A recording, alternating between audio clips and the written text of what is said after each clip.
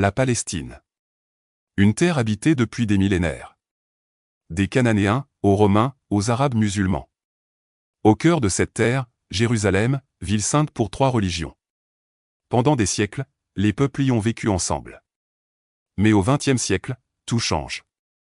Des colons juifs arrivent d'Europe, fuyant les persécutions. Les tensions montent. Et une nouvelle page de l'histoire s'ouvre.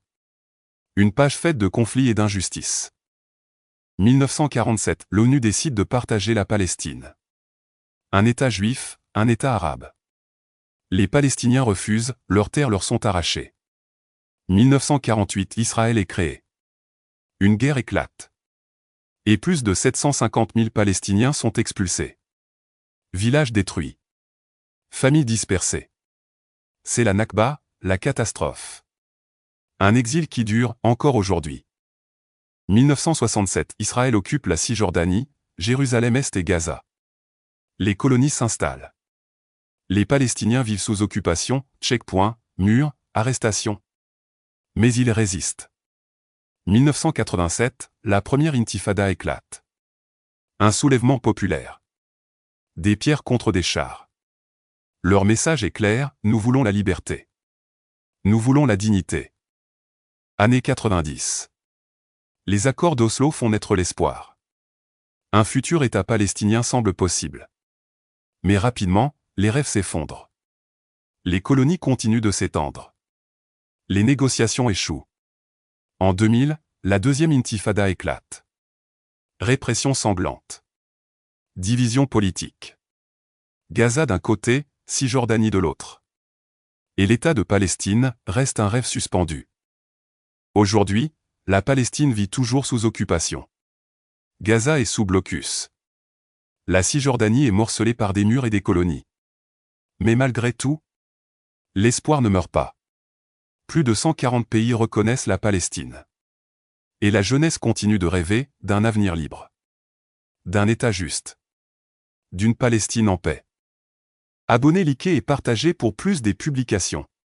Un soir de 1988, à Alger, la voix de Yasser Arafat résonna dans la grande salle du Conseil national palestinien. Il proclama solennellement l'indépendance de l'État de Palestine. Dans la salle, l'émotion était palpable. Certains pleuraient, d'autres levaient les mains au ciel en signe d'espoir. Pour la première fois, un rêve longtemps porté par des générations de Palestiniens prenait une forme officielle. Le drapeau palestinien, rouge, blanc, noir et vert, fut hissé au milieu des applaudissements. Peu à peu, le monde commença à réagir. Des pays arabes, comme l'Algérie, l'Égypte ou encore la Jordanie, reconnurent immédiatement la Palestine. Puis, ce fut le tour de l'Afrique, de l'Asie et de l'Amérique latine. Des nations comme l'Inde, l'Afrique du Sud, Cuba et bien d'autres affirmèrent haut et fort « Nous reconnaissons la Palestine ». Mais sur la scène internationale, les choses restaient difficiles. À l'ONU, de nombreux pays soutenaient l'idée, mais certains, puissants et influents, refusaient de reconnaître officiellement cet État. Les débats étaient houleux, les discours enflammés. En 2012, un moment marqua l'histoire. L'Assemblée générale des Nations unies vota à une large majorité pour accorder à la Palestine le statut d'État observateur non membre. Dans les rues de Ramallah et de Gaza, les foules dansèrent et chantèrent, brandissant le drapeau palestinien. C'était une victoire symbolique, mais ô combien importante. Et dans le cœur des Palestiniens, une certitude demeure. Même si le chemin est long et semé d'embûches, le monde finira par reconnaître leur droit légitime à vivre libre dans un pays qui leur appartient. À New York, dans l'immense salle des Nations Unies, les drapeaux du monde entier flottaient. Au centre des discussions, la question de la Palestine. Depuis des décennies, le peuple palestinien attendait que la communauté internationale reconnaisse officiellement son État. Le président Emmanuel Macron a déclaré le 24 juillet 2025 que la France reconnaîtrait officiellement la Palestine comme État à l'Assemblée générale de l'ONU en septembre. Dans sa lettre adressée au président palestinien Mahmoud Abbas, la France affirme que cette reconnaissance s'inscrit dans son engagement pour une paix durable, pour le droit à l'autodétermination des Palestiniens et pour une solution à 2 États.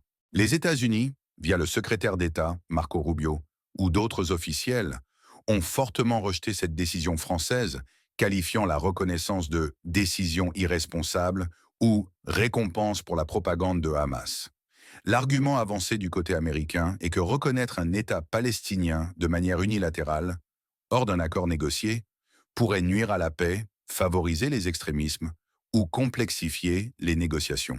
Le 22 septembre 2025, lors d'un sommet de haut niveau co-organisé par la France et l'Arabie saoudite à New York, la France, avec d'autres pays comme le Royaume-Uni, le Canada, le Portugal et certains petits États européens, a fait la reconnaissance officielle de l'État palestinien. Parmi les pays européens, certains, Luxembourg, Belgique, etc., se sont joints à cette reconnaissance.